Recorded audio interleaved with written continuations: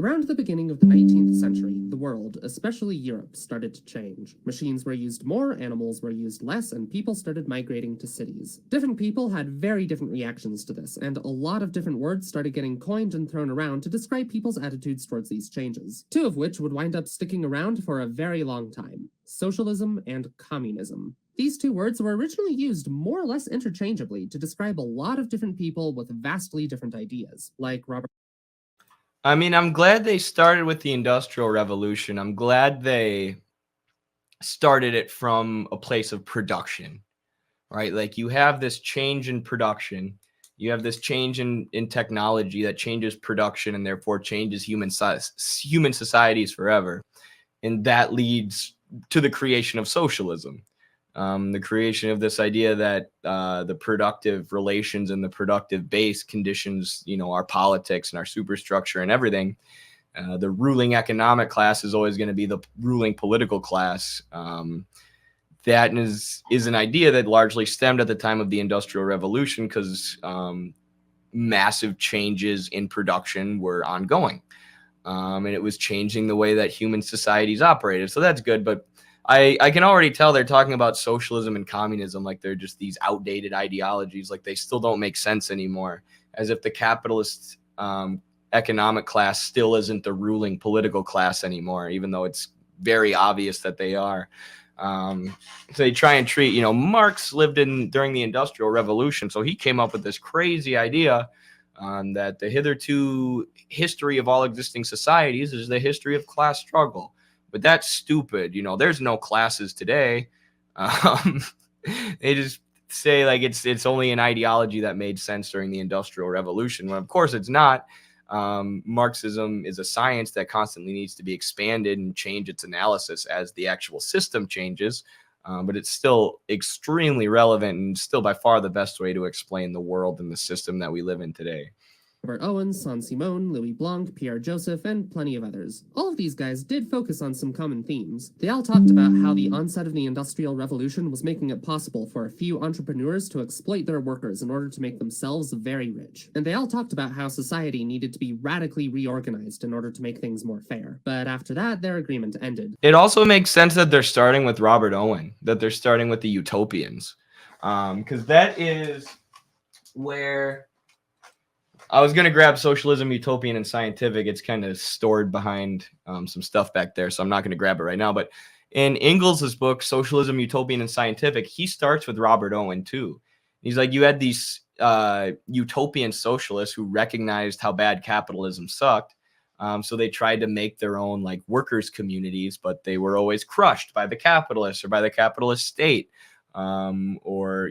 There were various methods that the capitalists used to dismantle these utopian communities. So Marx and Engels say we need to create scientific socialism rather than utopian socialism. We need to transition out of capitalism to socialism via class struggle rather than just create a utopian socialist community in the middle of capitalism, like a commune, basically.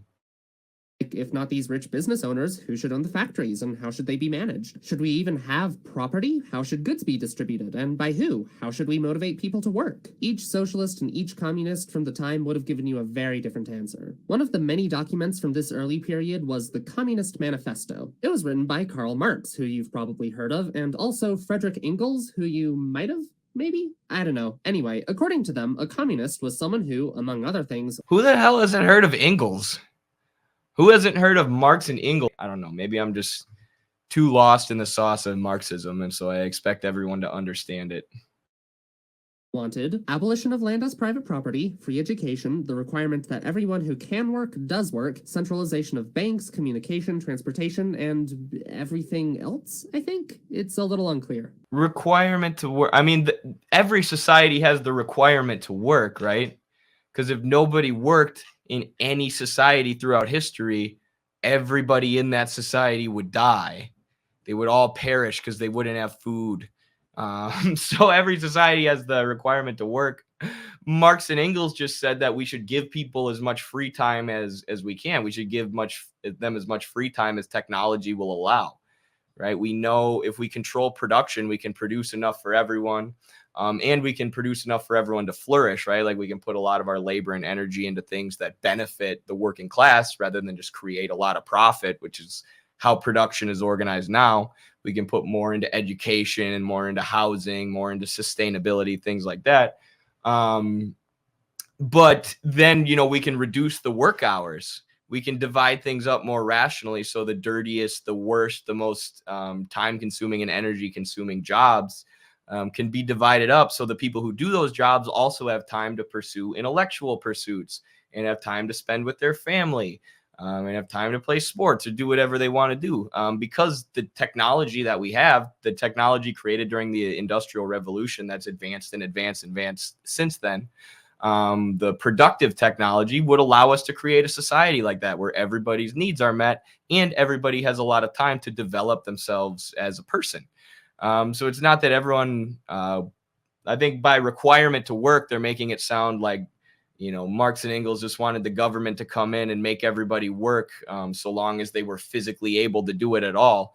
When the whole purpose of scientific socialism is not reducing work to nothing, but not making people spend 40 to 80 hours a week slaving away in the workplace. Labor still needs to be done, right? But that labor changes its form, and people know that when they go to work, that it's actually going to be used to benefit the society and benefit the community. And then they don't have to spend all day at work, so they can do things, for their own ends.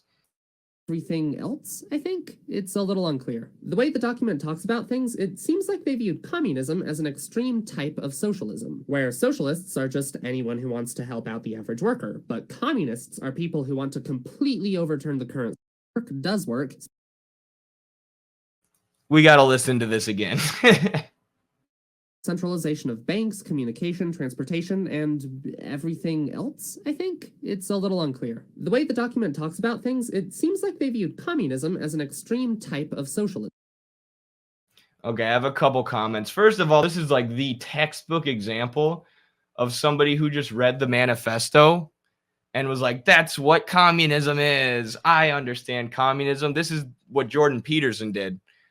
Before he started acting like an expert on Marxism and calling everybody he doesn't like a postmodern neo-Marxist. He read the manifesto. He's like, there you go, I got it. The manifesto was a party program. The manifesto was a party program for a party at the time in the 1800s when Marx and Engels were living. So it was for the working class political parties to say, these are our demands. This is what we want right now, right? Because communism is the idea of, an eventual transition to a classless society, a society where everyone's a worker, rather than this society where you have some owners and some workers, some exploiters and some exploited. Rather, everyone's a worker and we work for the benefit of society rather than having our labor exploited and working for the benefit of a capitalist who doesn't work. But there are, any socialist movement, any socialist political party needs to have a program, needs to have a plan of things we can implement tomorrow, right? Like we're not utopians, as I was explaining earlier. So we don't believe that you can just transition to socialism or communism tomorrow. It's a transition that takes place over a long, long period of time and a process of development. But there are things that the socialists can offer people right now, right? Like in the US, like nationalizing the healthcare system, right? We're not going to have these price gouging insurance companies. We're not going to have these giant pharmaceutical companies lording over you and exploiting you and getting you addicted to opioids for the purpose of their own profit and putting profit over healthcare in every instance. This is something I'm passionate about. I wrote my recent journal article about it. Check out the Journal of American Socialist Studies too. Studying healthcare administration, getting a grad degree in that right now. The system is completely broken. It needs to be completely nationalized. 60% of Americans, at least, that's a low estimate, experience medical debt at some point in their lives. It's, our healthcare system is supposed to help heal our country, but instead it's a burden on our country that traps people in debt. So any socialist or communist party that wants to eventually transition to communism, part of their program, part of their plan in the US should be, we're going to nationalize healthcare on day one, or we're going to move to nationalize healthcare on day one, and here's how we're going to do it. So that's what these demands in the manifesto are. right? That's what Marx and Engels are saying when they give the workers explicit political demands in the manifesto. Like, this is what we can do tomorrow, right? This, if we take power, this is the stuff we can start doing immediately or start working towards tomorrow, right? Not just abolishing classes overnight, because we recognize that's impossible, but nationalizing certain industries and investing them in the people. So then people take the party program from the 1800s and just say, this is what communism is. And then they say, it's not very clear, though. And that's what this guy in this video said. It's not very clear. Well, it is clear, but you read the 30-page manifesto, the 30-page party program, instead of the 3,000 pages of capital that I have sitting up there, or the extra 1,200 pages that are in the Grundrisse, where Marx and Engels lay this out much more fully and in depth in the way that I just explained. But I guess it's just easier to read 30 pages and say that you've done it. You've done all the homework. And then this next part is interesting, too. I'm going to pause it again. The way the document talks about things, it seems like they viewed communism as an extreme type of socialism, where socialists are just anyone who wants to help out the average worker, but communists are people who want to completely overturn the current social order. Where does that idea come from? I don't even know where you would get that idea in the manifesto. Where do they draw this hard distinction between socialism and communism? Like, really, this idea that socialism and communism are two separate stages, that does exist in Marx, but it's really hammered out in Lenin's State and Revolution, right?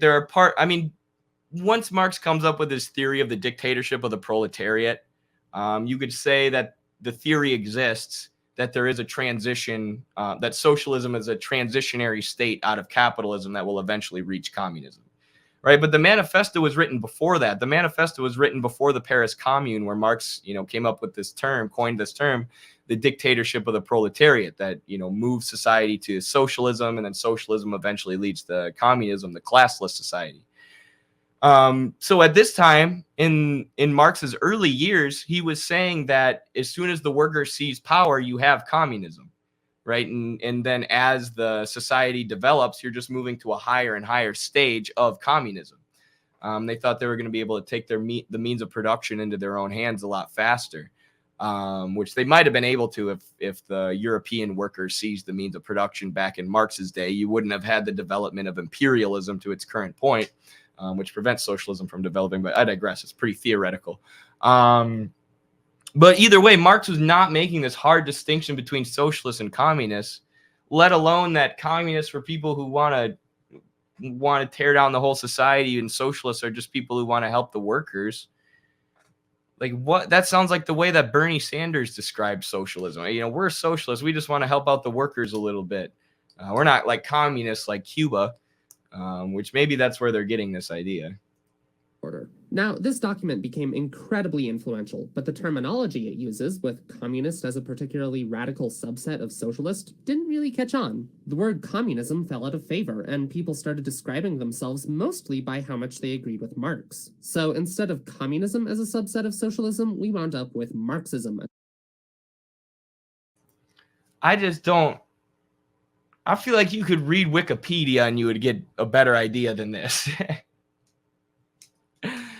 I mean, maybe historically, but in some places like Germany, where the communists called themselves social democrats, but like there were a lot of communists at the time, a lot of communist workers, and then you had the Russian Revolution just a handful of years later, not a handful, but a few decades later, not a few decades, several decades later, in 1917. And then you have the Communist Party take power in China, and a third of the world is run by communist parties.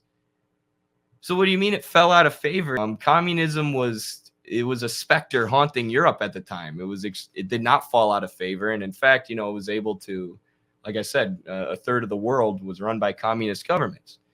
And then, so Marxism is the idea that we have workers take power, dictatorship of the proletariat, and then they transition to the classless society, and you could call the transitionary state in between capitalism and communism socialism. That's generally the way that Marxists have conceptualized it, even though Marx doesn't necessarily say that specifically or explicitly. But that's the idea. So Marxism includes socialism and communism, but then they just divide it up in this weird way and make their little graphic here where they're like, communism's a subset of socialism that wasn't very popular, so it started to be called Marxism. Like, what? Please, what are you talking about? Socialism and communism are both ideas that should be subsumed under Marxism if you're talking about scientific socialism, which is we are.